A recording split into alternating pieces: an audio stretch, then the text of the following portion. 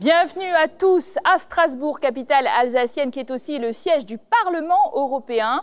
L'Union européenne sait-elle se protéger contre la pollution? La tricherie à très grande échelle du constructeur allemand Volkswagen a jeté le doute sur ses normes et contrôles, mais aussi sur les lobbies industriels ou encore sur la volonté des politiques d'en découdre vraiment avec les CO2.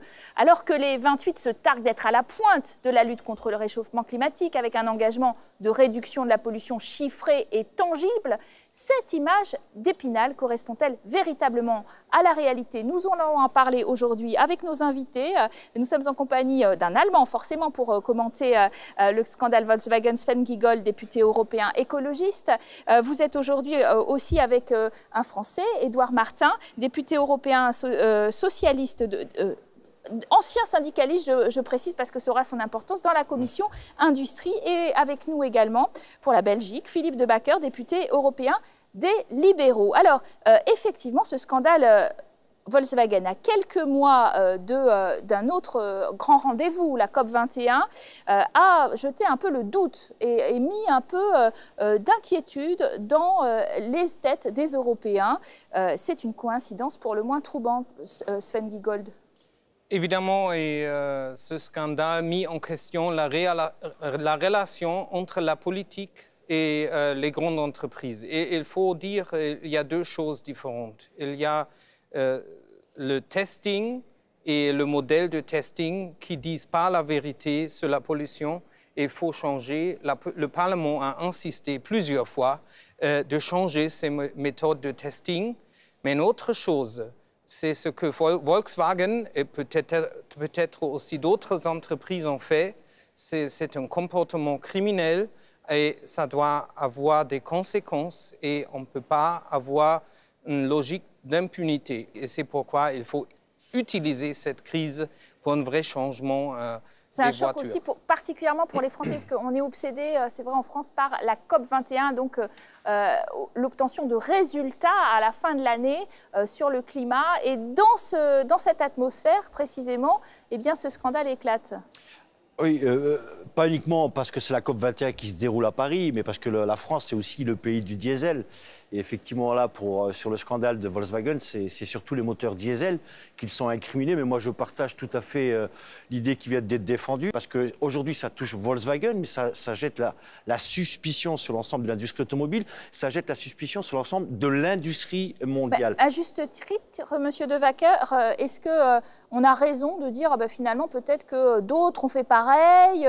On entend maintenant toutes sortes de commentaires sur l'ampleur peut-être Ça, il faut clarifier. La Commission hier a fait un statement très clair qui dit bon, on va regarder quelle est la situation pour les autres constructeurs aussi, mais soyons clairs, Volkswagen a commis de la fraude contre les consommateurs, contre la santé des citoyens et contre l'environnement. Et donc, il faut développer les tests qui correspondent à la réalité, pas en 2020, maintenant. Deuxièmement, on a des règles et des normes. Il faut les respecter par les grandes industries et par les petites PME. Mais c'est clair que si on laisse les contrôles au niveau des États membres, là, on ne peut pas vérifier que tous les tests, tous les contrôles sont au même niveau dans tout le marché intérieur. C'est vrai que le scandale Volkswagen a véritablement secoué l'Europe dans ses certitudes. Le groupe automobile est particulièrement affecté dans son image par cette tricherie, comme nous le rappelle tout de suite Diptyka Laurent. Une feuille de route pour sortir du pire scandale de l'histoire de Volkswagen. Le nouveau patron du groupe n'a pas perdu de temps. En pleine polémique, Matthias Müller fait sa principale annonce aux clients. Ils seront informés des modifications à apporter à leur véhicule dans les prochains jours.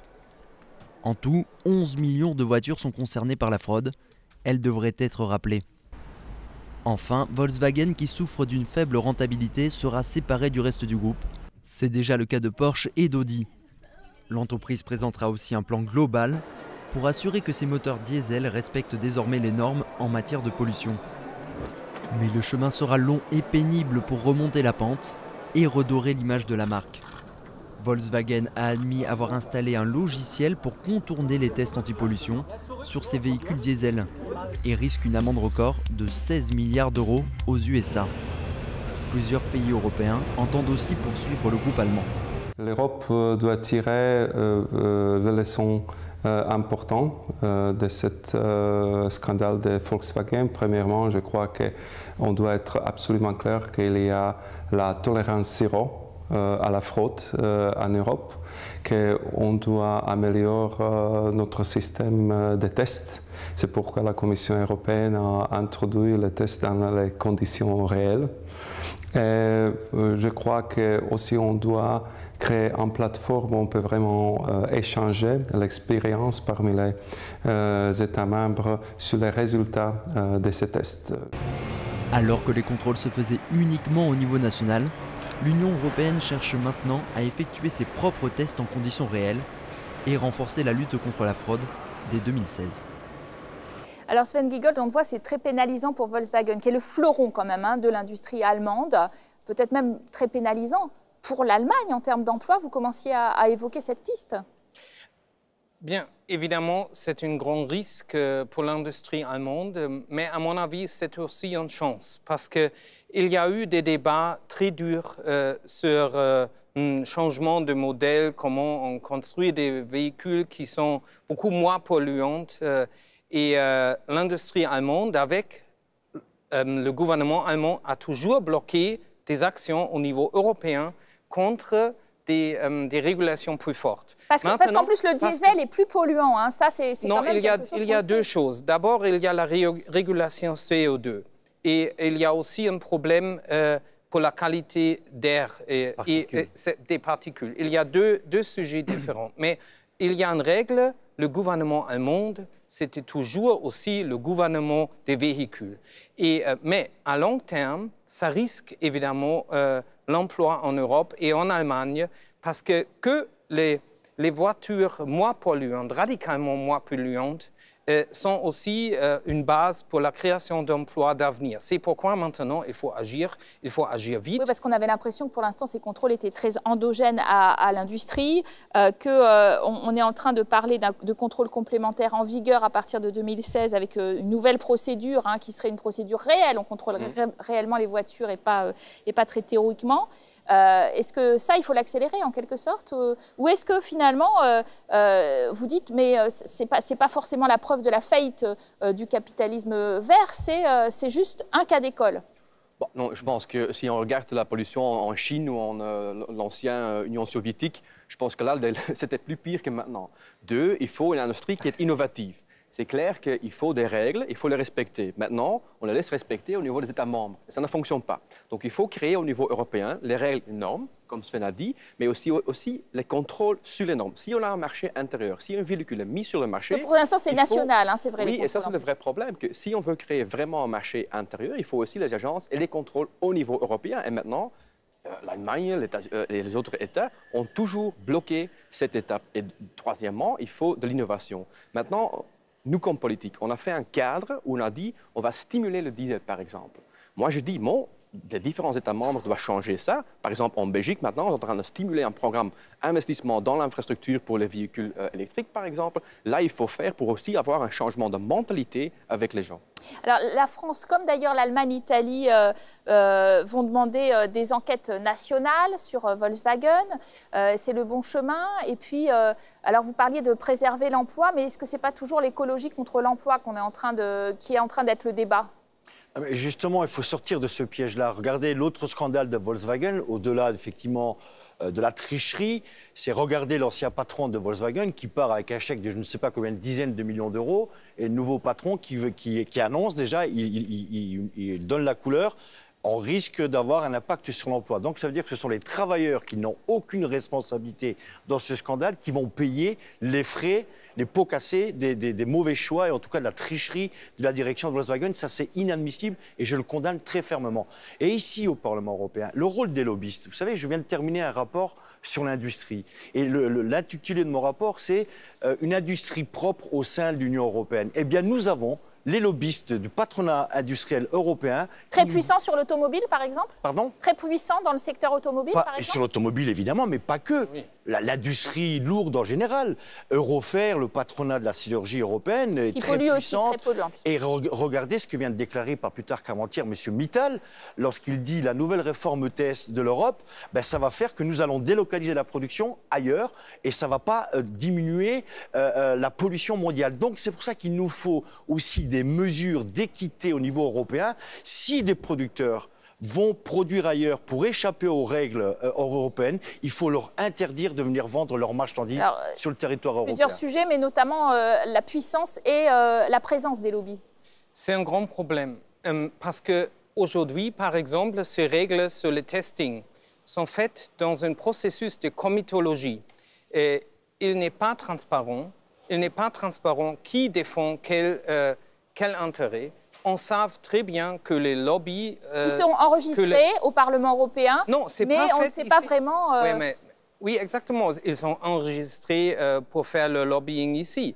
Mais autour des gouvernements nationaux qui sont avec leurs représentants dans les processus de comitologie, et je peux expliquer tous les détails, mais là, il y a maintenant la définition des règles de testing. Par exemple, il y a beaucoup de pression de faire le testing nouveau sur les routes, très bien, mais pendant la nuit. C'est ironique, ça. Oui. C'est-à-dire, il faut faire les règles situation ici. Réelle. Il faut situation réelle, sans voiture, sans des autres. C'est-à-dire, il faut insister que toute la législation est faite sur la transparence totale, et notamment sur la représentation d'intérêts. C'est pourquoi, pour moi, c'est existentiel après la crise que les règles de testing sont faites ici et avec une transparence et sans compromis mauvaise qui sont à la fin payées par les salariés.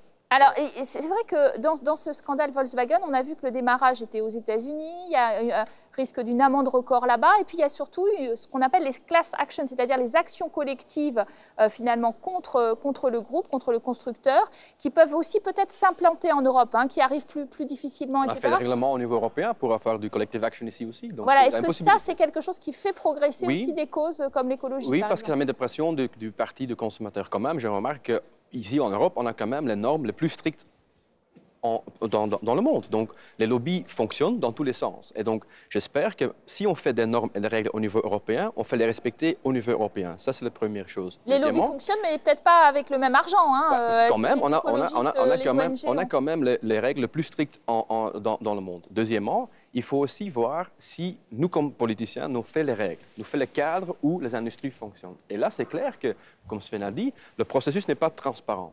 Deuxièmement, si on crée des règles, il faut les appliquer pour toutes les grandes entreprises, mais aussi les PME. Et c'est clair que ça ne fonctionne pas aujourd'hui. Et donc, moi, je plaide pour vraiment donner la possibilité à la Commission de créer une agence pour faire les contrôles sur l'industrie. Mais il faut aussi laisser la chance pour avoir la compétitivité. Parce qu'on n'est pas une île.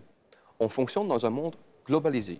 Et donc là, il faut faire aussi la possibilité pour nos entreprises de rester compétitives. Vous entendez, Monsieur Martin, on revient toujours à ce débat. On est en train de tuer la compétitivité à force d'être trop strict ou... Mais attendez, on est en train de tuer la compétitivité. Je rappelle quand même que la pollution de l'air, aujourd'hui, c'est 400 000 morts par an. Voilà. Il faut mettre ça en perspective. Et je pense que, pour revenir aux lobbyistes, je dis toujours, le lobbying, c'est comme le cholestérol. Il y a le bon et le mauvais. Et là, dans le cas d'espèce, pour le lobbying automobile, il est quand même inconcevable qu'on puisse accepter que les laboratoires de testing soient aux mains des automobilistes. Ils sont juges et partis. Donc, effectivement, moi, je soutiens l'idée d'une agence européenne indépendante pour que les tests se fassent en situation réelle et pas la nuit quand il fait beau, qu'il n'y a pas de... en situation réelle et qu'on ait une opération de transparence. Alors, pour progresser quand même sur cette idée que le grand rendez-vous de la fin de l'année COP21 avec ce 11 décembre très attendu, fin des négociations à Paris, vous l'avez dit, il faudrait des objectifs réels, chiffrés, pays par pays. Il faudrait sortir de cette peur, de cette sacro-sainte peur que je sens ici. À chaque fois qu'on veut prendre une mesure pour l'environnement, on nous parle de compétitivité et on nous parle surtout du danger chinois. Est-ce que la Chine va accepter nos mesures? Parce qu'on est tous obsédés par la puissance économique chinoise. Je pense qu'à un moment donné, l'Europe doit rester elle-même. Les Allemands sont particulièrement obsédés par la puissance économique chinoise. Mais il y a vraiment une faute logique là, parce que la régulation écologique, et ça, on peut apprendre en Allemagne aussi, ça construit des chances et des emplois d'avenir. Et on a construit avec notre politique contre le nucléaire et pour les renouvelables, une base industrielle qui est très forte et qui est compétitive. Il faut faire la même chose avec la voiture. Si on ne fait pas une régulation forte, si on écoute des lobbies, on va perdre cet emploi. Parce que déjà aujourd'hui, aux États-Unis, à Californie et aussi en Chine, la régulation est plus forte qu'ici. Oui. Et c'est-à-dire, on va perdre de compétitivité si on agit pas. Je suis d'accord pour le véhicule électrique, mais comment on produit l'électricité entre la compétitivité et avec l'environnement. Parce que vous avez raison, l'Allemagne a fait beaucoup d'efforts pour développer son énergie verte, mais en même temps, la sortie du nucléaire a fait qu'il y a des centrales à charbon. C'est pas juste. Alors, M. De Backer, c'est un ancien débat entre le capitalisme, la compétitivité, l'environnement. Il faut les deux. Il faut utiliser la compétitivité de nos entreprises pour investir dans l'environnement, parce qu'on a besoin de les deux. Et vous avez dit, la santé de nos citoyens, c'est très important, mais il faut aussi rester et être vigilant qu'on garde l'industrie ici. Mais c'est une industrie qui a tout à fait une différence que l'industrie qu'on a connue hier. Et ça, c'est très important. Vous dites qu'on peut avoir l'un et l'autre. Je le souligne et je reçois vos propos avec beaucoup je suis très heureux parce que souvent, le capitalisme nous oppose l'un à l'autre. Non, on nous dit c'est ou la compétitivité ou l'environnement. Ah non, c'est le fait. Merci. Ce sont les lobbyistes qui viennent nous tenir ce discours. Moi, j'ai toujours dit la compétitivité. On a réussi à vous mettre d'accord sur les anciens, c'est aussi évident. On a réussi à vous mettre d'accord sur capitalisme et anti-pollution vont main dans la main sur ce plateau. En tout cas, merci à vous d'avoir très bien illustré ce débat. Merci à vous de l'avoir suivi. Vous restez en notre compagnie pour la seconde partie d'Ici l'Europe, où nous allons recevoir notre grande invitée. À tout de suite, juste après la pause.